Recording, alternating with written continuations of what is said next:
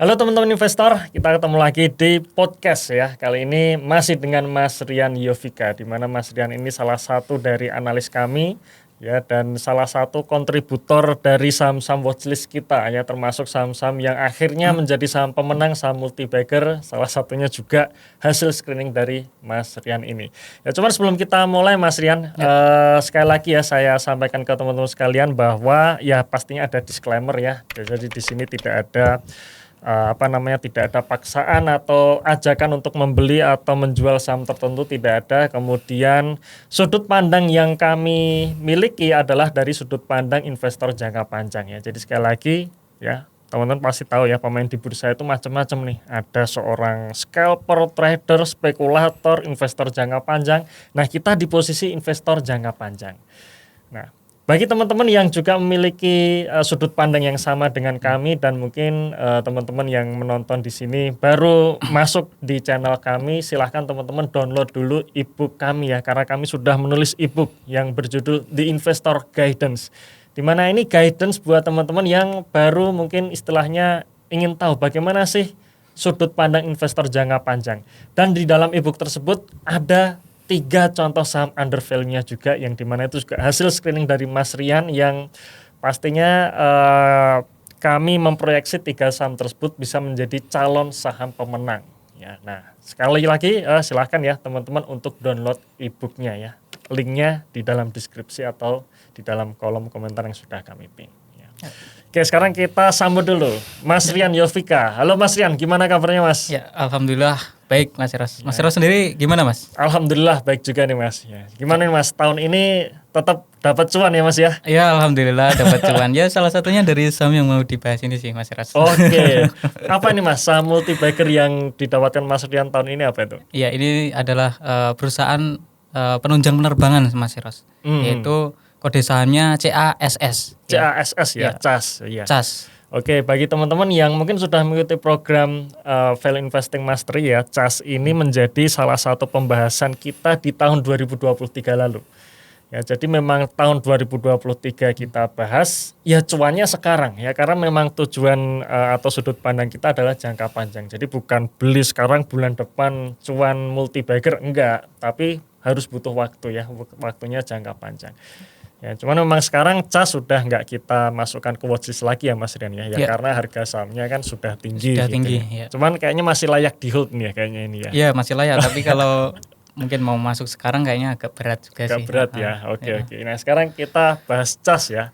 Nah gimana tuh Mas awal-awalnya nih Mas Rian, kenapa waktu itu bisa muncul tiba-tiba di saham CAS itu? Bisa ceritakan ke kita Mas? Ya, oke.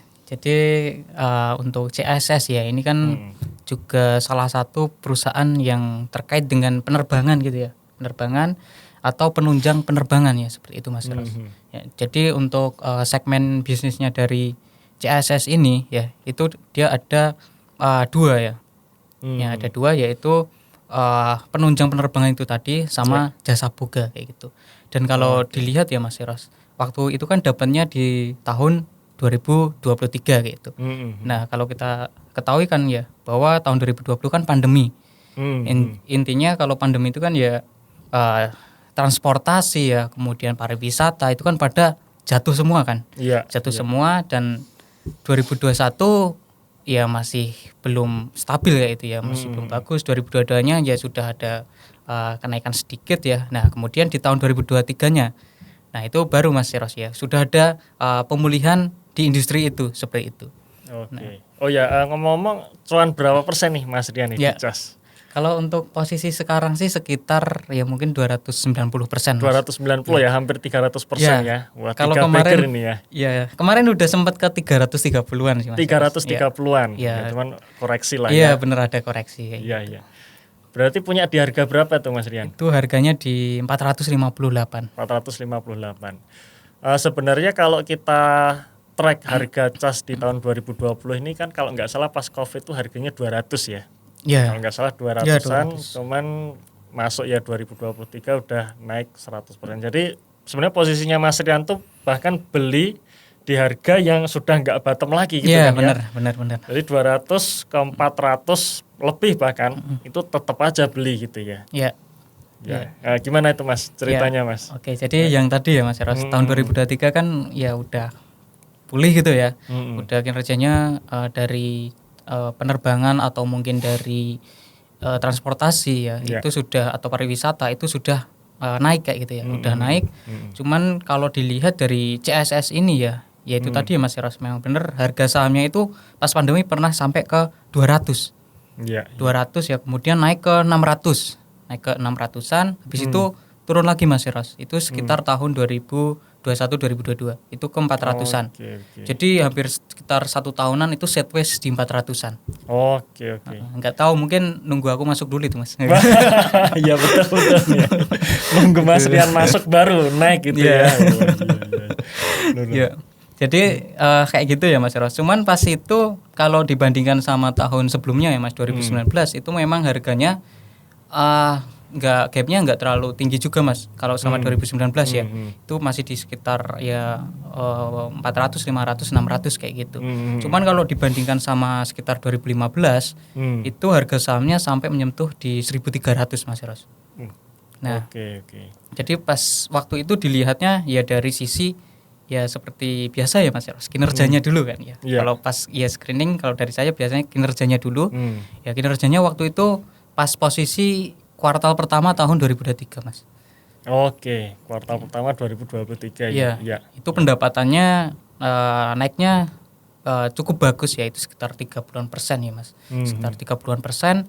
Kemudian kalau kita baca dari rilisnya perusahaan ya, kalau nggak salah itu dari annual report juga, dari laporan tahunannya, itu manajemen itu bilang kalau perusahaan akan melakukan efisiensi. Jadi perusahaan akan melakukan efisiensi seperti itu ya, dan dilihat dari laba usaha ya atau laba kotor sama laba bersihnya Mas, itu memang lebih tinggi dari kenaikan pendapatan. Ya itu laba bersihnya sekitar 80% naiknya. Itu secara tahunan ya Mas, YoY itu di kuartal 1 2023 seperti itu. Ya, dan setelah masuk ya Mas Rian. Ya, cuman ini sih Mas, masih ngelihat dari historisnya juga Mas. Ya. Kalau dari ini ngomong-ngomong mau ada slide yang mau ditampilin nggak nih? Ya mungkin bisa Mas. Sudah ada slide-nya ya, berarti ada. Ya. Jadi mungkin ya sekilas saja seperti sekilas itu. Saja ya. Karena sudah dibahas juga ya. Ya ini terkait segmen bisnisnya tadi ya Mas, yang sudah saya bahas juga. Jadi ada penunjang transportasi udara, kemudian ada jasa solusi buga ya. Jadi kayak catering dan lain sebagainya itu juga ada ya. Jadi nggak hanya penunjang aja. Kalau penunjang itu kan ya misalkan ada kayak pemeliharaan, kemudian ada penanganan kargo, penanganan bagasi, kemudian penumpang dan lain sebagainya. Jadi ya seputaran seperti itulah. Oke. Next, dan ini ya terkait pelanggannya CASS. Jadi banyak banget ya Mas Eros, ada Air New Zealand, kemudian Air Asia, kemudian ada Etihad Airways dan lain sebagainya, Garuda Indonesia dan lain-lain seperti itu. Next. Nah, ini tadi yang tadi dibahas ya. Jadi ya tahun 2020 tuh 200 lah. Ya. Ini ya. Jadi Mas Rian masuk pas sekitar kuartal 1 2023 ya. Dan setelah itu kita masukkan ke watchlist juga itu ya Mas Rian. Iya, benar Mas Eros. Oke. Jadi kalau dilihat ya Mas Eros, itu harganya 452 ya waktu itu, 452. Kemudian kalau dilihat dari 2019 ya sebenarnya di 600-700 sih Mas Eros, sempat ke 800 tapi cuman sekali aja di awal tahun kayak gitu. Ya selebihnya menurun ke 600. Dan kalau dibandingkan sama harga saat itu 450 kan, ya itu sebenarnya kayak margin of safety-nya maksudnya itu kan nggak tinggi kayak itu ya. Kalau ke 100 mungkin kalau dibandingkan sama 2019 mungkin nggak kelihatan. Tapi kalau dibandingkan sama 2015 yaitu bisa multi-bagger kayak gitu. Iya, betul. Karena waktu itu multi-baggernya di 1.300 ya, 100%-nya ya. Iya. Lebih Mas. Lebih ya, benar. Karena 450. 200%. Ya. Benar. Mungkin bisa next. Nah, ini kinerjanya ya Mas. Pendapatan tadi ya naiknya 33%, laba usahanya ada efisiensi naiknya 57%. Dan next, laba bersihnya naiknya 88%. Iya. Ya, jadi dari pendapatan naik, efisiensi naik, laba bersihnya naik. Wah, bagus banget ini. Harga sahamnya ya dia masih ada potensi naik ya. Ya masih potensinya tinggi banget kayak gitu. Kinerjanya bagus. Kemudian next lagi. Ya ini sekilas ya dari bisnisnya ya, bisnisnya juga kinerjanya bagus banget, pada naik semua. Next. Nah kemudian masuk di neracanya Mas Ros. Jadi waktu itu memang kelihatnya dari harga saham dulu ya Mas. Iya. Ada potensi nih, ada potensi naik tinggi. Kemudian lihat kinerjanya bagus, neracanya juga sangat bagus. Ya, posisi Q1 2023 kasnya itu sekitar 20%-an dari total aset. Iya. Ya, itu cukup liquid berarti ya. Ya. Cukup liquid. Ya. Jadi memang teman-teman sekalian kalau kita melihat neraca, jadi ini sekaligus mungkin insight baru lah ya. Kita bicara neraca itu semakin sehat neraca suatu perusahaan berarti semakin aman perusahaan. Aman ini maksudnya adalah bukan berarti harga sahamnya nggak turun, bukan ya, tapi aman dari kebangkrutan ya, aman dari kebangkrutan, aman dari disuspend ya. Karena kalau misalkan kita lihat saham-saham yang disuspend ini kan rata-rata ya mereka nggak bisa bayar utang kan gitu kan. Salah satunya kenapa? Neracanya nggak sehat. Ya. Nah jadi kalau di CAS ini tadi Mas Rian mengatakan neracanya sehat ya, 20% aset perusahaan berupa cash. Ya. Artinya ya perusahaan punya cukup uang untuk membayar liabilitasnya gitu ya. Oke. Next. Nah dan menariknya juga ya Mas, jadi kalau kasnya besar ya Mas, 20% dari liabilitas, dia nggak ada hutang buruk ya Mas, nggak ada hutang bank, hutang obligasi, itu nggak ada kayak gitu. Jadi kasnya besar, dari utang bank obligasi pun nggak ada kayak gitu. Jadi wah ini perusahaan apa ini kok bagus banget gitu. Oke. Menarik. Cuman kalau memang utang-utang yang lain ya pastinya ada lah ya. Iya pasti ada. Karena kan jadi kan gini teman-teman ya, utang itu memang di kami kita bagi dua nih, hutang buruk, hutang tidak buruk gitu ya. Hutang buruk ini hutang-hutang yang dia akan membayar beban, jadi ada penalti ya, beban keuangan, muncul beban keuangan, bahkan di laporan arus kasnya pun itu ada pencatatan sendiri ya, ketika perusahaan dia istilahnya meminjam bank atau menerbitkan obligasi, itu termasuk kita anggap sebagai hutang buruk ya, itu pun pencatatannya sendiri. Tapi kalau utang usaha ya ini bagian dari operasional gitu. Ketika suatu perusahaan punya bargaining position yang tinggi ya pasti si supplier dia dengan rela dia akan naruh barangnya dulu, bayarnya nanti. Nah itu keuntungan ketika perusahaan punya bargaining position yang tinggi gitu ya. Jadi yang namanya liabilitas itu pasti ada, cuman liabilitasnya baik atau buruk nih gitu ya.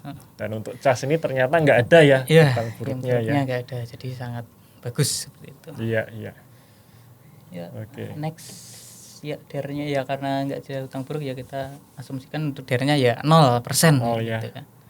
Dan kalau dilihat ekuitasnya pun juga bertumbuh gitu. Jadi ya bagus.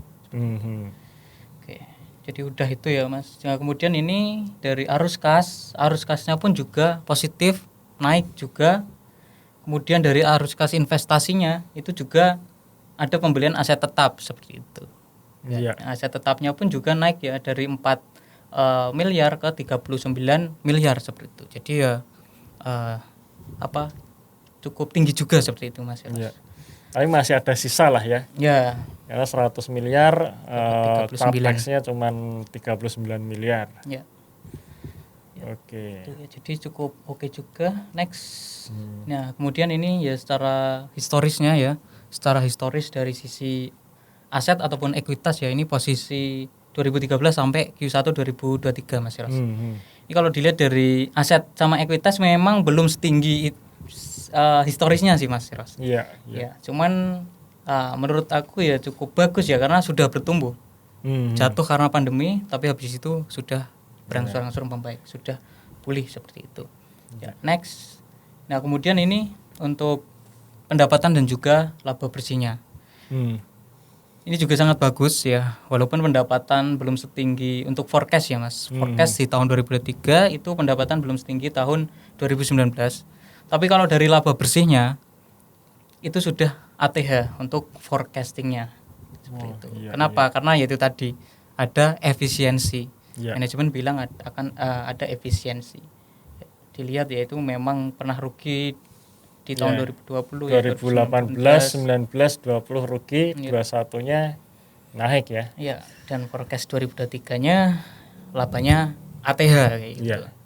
Jadi kalau kami menganggap bahwa CAS ini di tahun 2022 maupun 2021 lalu ya, itu bisa kita katakan sebagai turnaround company gitu ya Mas. Di mana perusahaan yang labanya jatuh kemudian rugi, selanjutnya bisa laba gitu.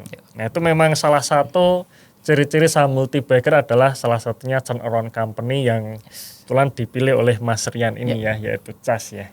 Oke, lanjut Mas Rian. Ya, dan ini juga tambahan sekilas sih Mas untuk memperkuat juga. Jadi waktu itu ada rilis juga dari perusahaan, intinya perusahaan itu optimis ya, pendapatan di tahun 2023 itu lebih tinggi dibandingkan tahun 2022. Nah, ketambahan efisiensi yaitu tadi berarti labanya bakalan lebih tinggi lagi seperti itu untuk tahun 2023. Jadi ini sebagai penguat juga ya. Jadi kalau analisis itu enggak hanya lihat dari laporan keuangannya aja ya, tapi juga rilis-rilisnya apakah manajemen itu optimis kayak gitu. Karena kan kita juga enggak terjun langsung ya Mas. Misalkan kita ke bandara ngelihat oh iya operasional SAS-nya bagus kayak gitu. Kan enggak ya tiap hari ya. Kan enggak kayak gitu. Betul, jadi sudah diwakilkan sama manajemen, sudah optimis kayak gitu. Berarti ya sudah kita percaya sama manajemennya seperti itu. Next. Nah, ini yang dari indikator untuk valuasinya ya Mas. Ya ini yang menarik ya, yang saya beri warna kuning ya, beri warna kuning dari sisi ROE untuk forecast di tahun 2023 ya, itu ROE-nya mencapai 25,2% Mas Eros. Nah itu tertinggi ya sejak 2016 itu, hampir menyamai 2015. Waktu itu ROE 2015 26,5%, ya selisih 1%-an. Padahal kalau dia dari PBV-nya ya, wah itu jauh banget. Waktu 2015 itu 5 kali, 2016 3 kali. Nah sekarang cuma 1,6, 1,7 gitu. Pas waktu mau beli ya, pas screening kayak gitu ya. Wah, di situ kan ada gap ya. ROE-nya udah naik tinggi, udah bertumbuh, dan racanya sehat, bisnisnya bagus. Ya, dan valuasinya sangat murah kayak gitu. Ya. Murah dibandingkan histori ya maksudnya. Ya. Baik PBV maupun PE ratio-nya juga kelihatannya ya. Oke. Ya jadi memang gini teman-teman ya, mencari saham multi-bagger itu memang simpelnya seperti ini ya. Ketika kinerjanya udah naik tinggi, ROE-nya udah tinggi, bahkan jauh lebih tinggi dari 4-5 tahun yang lalu, sedangkan valuasinya masih di bawah histori gitu. Jadi istilahnya ya bisa kita anggap murah ya, walaupun di atas 1 kali. Nah ini juga buat teman-teman nih ya, bagi para investor yang selalu mengatakan valuasi itu tidak selalu atau tidak melulu PBV itu 0,5 gitu ya Mas Rian ya, 0,5, 0,4, PE rasionya harus 5 kali, 6 kali ya nggak harus. Ya kalau nunggu misalkan tahun 2023 kemarin nunggu PBV-nya 0,6 ya nggak jadi beli dong Mas ya. Nggak jadi beli. Ya nggak jadi multi-bagger nih ya. Iya benar. Oke. Ya menarik. Silakan lanjut Mas Rian. Wah ini ya. Ya itu tadi 2023 ya ceritanya ya. Jadi menceritakan saat screeningnya dan Mas Rian pun juga beli ya waktu itu ya. Ya ini harga sekarang ya, tahun sekarang. 2024 akhir. Ya itu. Wow, mantap, punya 400 ya Mas Rian ya. Dari bawah itu. Ini grafiknya meniang teman-teman ya. Meniang terus nih, nggak turun-turun nih. Kapan ini turunnya ini Mas Rian? Saya juga nggak tahu sih. Oke. Jadi pas masih di bawah itu ya Mas. Ya kebetulan ya Mas ya.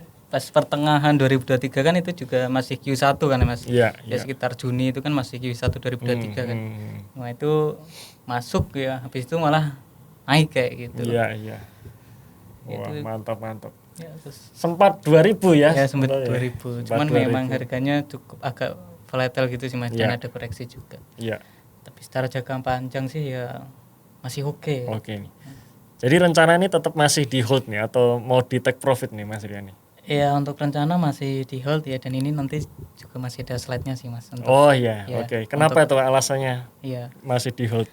Ya nanti bisa dibahas di slide selanjutnya Mas. Oh iya, oke. Lanjut aja nih. Gimana kira-kira?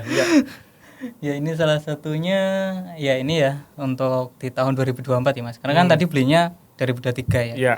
Di 2024. Jadi CSS ini dia diakuisisi sama MTech. Diakuisisi story sama baru ini ya. MTech ya itu di tahun 2024 ya kayak gitu. 51% ya. Ya, 51%. Jadi pengendalinya sekarang udah MTEK ya. Itu melalui PT Roket Cipta Sentosa seperti itu. Oke.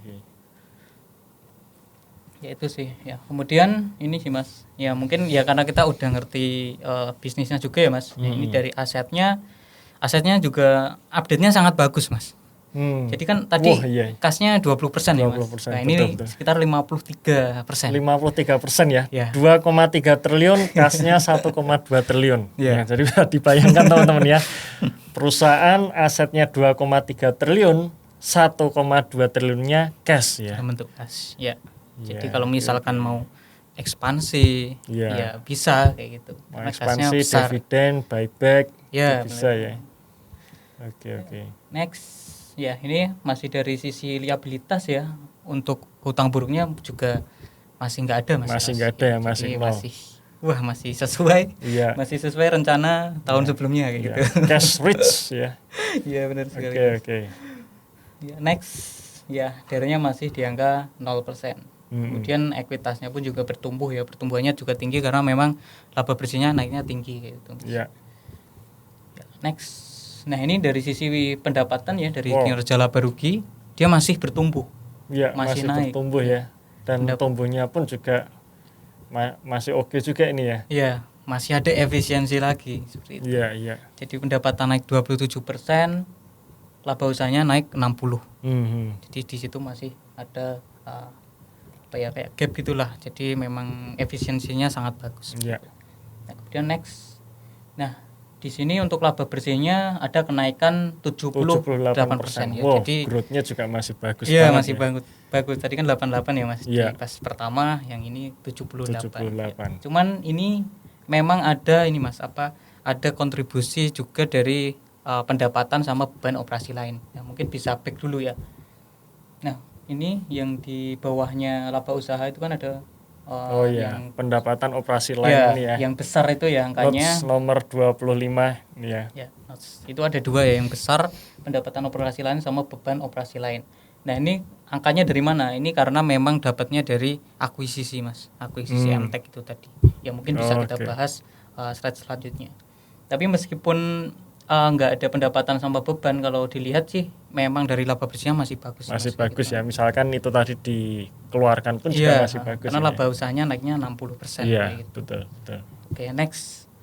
Nah, ini ya untuk rinciannya ya, rincian dari pendapatan sama beban operasi lain Mas. Nah, untuk yang atas itu ada pendapatan operasi lain, angkanya tinggi ya, itu dari pemulihan penyisian penurunan nilai atas pinjaman kepada pihak berelasi. Iya. Ya, jadi ada pemulihan kayak cadangan kerugiannya udah dipulihkan dari pinjaman. Nah, kalau untuk yang beban itu ada penyisihan. Jadi ya dicadangkan Mas untuk piutangnya. Ada nilai piutang. Jadi beda ya. Untuk pendapatan operasi itu pemulihan dari pinjaman. Ya, kemudian kalau untuk beban itu penyisihan untuk piutang. Itu bedanya di situ. Nah, itu didapat dari mana? Next. Nah, itu didapat dari sini. Jadi kalau dilihat ya, ini posisi Q3 2024 sama akhir tahun 2023. Ya. Nah, ini jadi pas waktu akuisisi ya Mas. Jadi pengendalinya CASS ini ya, itu kan pengendali lama ini ya. Ya, ada pengendali lama itu kan PT Kardik Asset Management atau CAM. Nah, dia itu punya utang ke anak usahanya. Ya. Ke CAS ini berarti ya. Jadi pemegang saham tapi utang ke anak usaha. Iya. Oke. Dan angkanya juga cukup besar ya, 236,3 miliar. Kemudian ada juga dua perusahaan lain yaitu Dinamika Raya Swarna, DRS. Nah, ini juga pemegang saham Mas Ros, cuman kepemilikannya enggak sebesar CAM seperti itu. Kemudian ada juga DRS Capital. Nah, ini kayak pihak afiliasi sih Mas Ros, entitas pengendali di perusahaan PT Avia intinya kayak pelatihan seperti itu. Oke, jadi ini kan ceritanya ke pemilik lama ini ya Mas Rian. Pemilik lama. Pemilik lama itu ternyata suka utang ke anak perusahaan. Iya, benar banget. Karena mungkin cashnya besar tadi ya. Iya, cashnya besar, terus efisiensinya bagus, ya akhirnya dipinjam tuh sama induknya gitu ya. Dan ini menjadi piutang yang cukup lama kalau nggak salah ya. Cukup lama nggak lunas-lunas itu ya. Iya, ini masih pinjaman dulu ya Mas. Pinjaman dulu kan ya. Sebelum akuisisi itu masih pinjaman sejak tahun 2011. Sejak tahun 2011. Ya. Wow. Kemudian 2017 itu di restrukturisasi utangnya, pinjamannya itu. Oke. Dan akhirnya sekarang lunas ya sejak di akuisisi MTech tadi ya. Iya, itu ini Mas, dialihkan Mas. Dialihkan. Pinjamannya itu dialihkan menjadi piutang. Oh, Seperti itu. Oke. Mungkin bisa next slide ya. Ini kan pinjaman di Q3 sudah hilang ya Mas tadi. Nah, ini piutang lain-lain ada ketambahan. Oke. Piutang lain-lainnya udah bertambah kayak gitu. Iya. Nah, Cuman di sini ada penyisihan penurunan nilai. Ya, kayaknya ibaratnya udah kayaknya nggak bisa ditagih itu kayaknya. Iya, benar Mas. Cuman ini Mas, mungkin bisa back lagi. Ya. Nah, ini sebenarnya angkanya itu kan sekitar 200-an miliar ya Mas. Iya. Masing-masingnya 200 miliar. Nah, untuk yang dicadangkan ini sebenarnya yang DRS sama DRSI Mas. Untuk CAM ini dia memang nggak dicadangkan kayak gitu. Karena mungkin merasa ya bisa dibayar kayak gitu. Karena memang pengendalinya kayak gitu. Ya. Nah, cuman habis itu pas dialihkan ke piutang Mas. Ya, coba next slide. Nah, itu kan angkanya udah turun juga ya Mas. Iya, betul. Nah, angkanya sudah turun. Ya otomatis karena tadi kan nggak dianggap CKPN ya Mas, atau cadangan kerugian penurunan nilai dari pinjaman. Nah, di sini sudah turun Mas pinjamannya atau menjadi piutangnya kan dari 200 miliar ke 100-an. Iya, betul. Nah, jadi di situ sudah ada pemulihan pendapatan tadi. Jadi dianggap pendapatannya itu dapatnya dari situ. Oke. Memang kalau dari notes-nya nggak ada sih, memang harus dilihat. Ya, harus dilihat di story-nya ya. Iya, benar Mas. Ya, jadi tadi kan ini ya Mas, di pinjamannya ya. Pinjaman itu kan masih di angka 200-an miliar. Nah, dialihkan ke piutang itu jadi angkanya 100-an miliar. Iya. Ya, jadi di situ sudah ada pemulihan Mas. Pemulihan pendapatan. Oke. Ya, seperti itu. Kemudian karena ini masuk ke piutang lain-lain ya Mas. Nah, itu dicadangkan lagi seperti itu. Makanya tadi kan ada beban yang penyisihan tadi ya Mas. Penyisihan penurunan nilai dari piutang kayak gitu. Dan ini memang dilihat ya dari sini sih Mas. Oke. Ya, jadi kalau dianggap bagus akuisisinya menurut saya bagus sih Mas. Karena kalau dilihat memang pemegang sahamnya kok malah berutang ke anak usahanya kayak gitu. Sebenarnya kan mungkin bisa kasih advice atau apa, mungkin bisa ini akuisisi ini atau untuk memperlebar operasionalnya bisnisnya seperti itu. Kok malah uangnya dipinjem kayak gitu. Bener. Ya, harapannya dari MTech itu nanti bisa lebih memanfaatkan kas yang besar itu. Gitu. Ya, mungkin itu sih Mas sekilas yang dari pendapatan sama bebannya. Intinya di situ ada peralihan itu sih, peralihan dari akuisisinya. Nah, kemudian ini Mas sekilas ya untuk kayak forecast-nya di tahun 2024. Jadi di tahun 2023 perusahaan itu punya target ada sekitar menangani 61.500 penerbangan Mas. Nah, ternyata perusahaan itu bisa menangani 71.900. Wow. Ya. 117% ya. Iya, pencapaiannya ya. Jadi melebihi targetnya gitu. Iya. Nah, di tahun 2024 itu proyeksinya 80.000 kayak gitu. Jadi kan otomatis wah bagus juga nih perusahaannya juga optimis kayak gitu ya.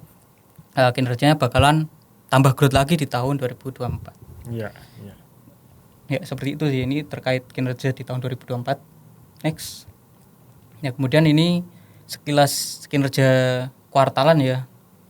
Ini untuk di kuartalan di Q3 2024 ya, kita fokusnya di Q3 2024, yaitu untuk laba bersihnya memang ada penurunan 27% seperti itu. Nah, ini karena peralihan tadi ya Mas, peralihan dari akuisisi tadi ya. Itu kan masuk pendapatan sama bebannya itu di Q2. Oke. Jadi pas di Q3 itu udah nggak ada kayak gitu. Jadi di situ memang ada penurunan laba bersih ya. Cuman kalau dilihat sih sebenarnya laba bersih Q3 juga bagus karena lebih tinggi daripada Q1 kayak gitu. Q1-nya 73, Q3-nya 78 kayak gitu. Ya, masih growth lah ya. Ya, masih growth seperti itu. 2024 belum ada ini ya. Ini forecast-nya ya. Forecast-nya Mas Rian ya. Forecast-nya itu masih turun. Justru turun ya. Ya, secara oke turun, laba kotor turun. Oke. Ya, di forecast kan mungkin masih turun, tapi kan itu ya konservatif pakai banget kayak gitu ya. Iya, padahal kalau industri penerbangan biasanya akhir tahun bagus ya. Ya pasti bagus seperti itu karena ya ada apa ya Nataru dan lain sebagainya. Betul. Cuman ini kemarin memang forecastnya ya konservatif mas kayak gitu. Ya harapannya kan pasti lebih tinggi dari itu. Iya. Konservatif aja udah sangat bagus apalagi kalau di luar ekspektasi ya. Waduh, makin tinggi lagi nih kayaknya nih. Next. Oke. Ya ini asetnya ya mas, aset secara historis wah udah tinggi banget ya. Tadi kan di Q1 belum setinggi historis mas. Betul. Aset sama ekuitas. Wah ini udah sangat jauh ya dari 1,9 ke 2,3 T, ekuitasnya dari 600 ke 900 miliar seperti itu. Iya. Jadi sudah benar-benar growth ya untuk perusahaan CSS ini. Next. Kemudian untuk pendapatan dan juga laba bersih juga ATH semua. Ya, pendapatan itu 2024 masih forecast ya. Cuman kalau dilihat kan pendapatan untuk Q3 itu sudah 2 triliun, Mas. Padahal tertingginya itu 2,2 triliun kayak gitu di tahun 2018. Iya. Ya, apalagi ada Nataru gitu, akhir ya. Tahun ya. Ya masa 600 miliar nggak bisa kayak gitu. Apalagi yang menarik laba bersihnya. Ya laba bersihnya ya luar biasa. Luar biasa. Wah, jangan-jangan bisa 400% nih. Ya. Amin ya Mas ya. Amin. Oke. Next. Nah, kemudian ini Mas, apakah masih mau di hold ya? Ya, itu tadi ya Mas. Padahal forecast untuk Q4-nya tadi kalau labanya ya Mas itu kan cuma naik sekitar 7 ya Mas. 7. Padahal untuk ROE-nya kalau dilihat itu sudah mencapai 35%. Ya. Wow. Itu tertinggi, hampir mendekati tahun 2013 kayak gitu. Ya, padahal kalau dilihat secara historis ya PBV-nya itu pernah ke 5 kali, 7 kali, 5 kali kayak gitu.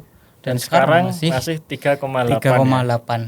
Belum ke 5. Belum ke 5 ya. Masih bisa ke 7.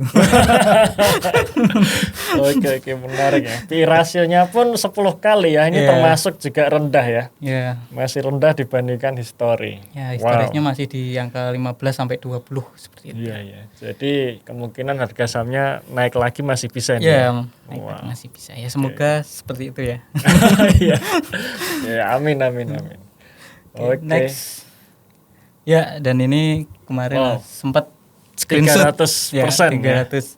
Pas naik ke 330 itu enggak sempat screenshot. Ya.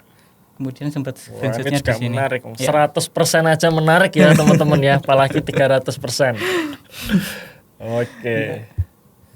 Itu sih Mas. Jadi untuk screeningnya seperti itu dan apakah masih mau hold ya masih hold. Tapi kalau misalkan mau masuk lagi mungkin itu jadi pertimbangan lagi sih Mas ya. Karena memang harganya udah nggak murah lagi ya. Margin of safety-nya juga sudah menipis. Dan cas juga sudah kita keluarkan dari watchlist-nya di investor ya, karena memang sudah naik. Ya, jadi pastikan ya teman-teman buat ikuti program kami ya, karena kami setiap bulan ini selalu mengupdate saham-saham di watchlist kita, mana yang masih under value, mana yang akhirnya sudah tinggi kita keluarkan dan sebagainya ya. Oke, mungkin sampai di sini kali ya podcast pada kali ini ya. Terima kasih Mas Rian. Sama-sama Mas. Jadi sekali lagi dibalik dari watchlistnya The Investor, dibalik dari saham-saham The Investor portfolio yang teman-teman ikuti, di mana itu portofolio saya, itu sebagian juga screeningnya dari Mas Rian ini ya. Oke, terima kasih buat teman-teman yang sudah menonton video ini sampai akhir ya. Tunggu video kami selanjutnya dan salam Passive Income. Dadah.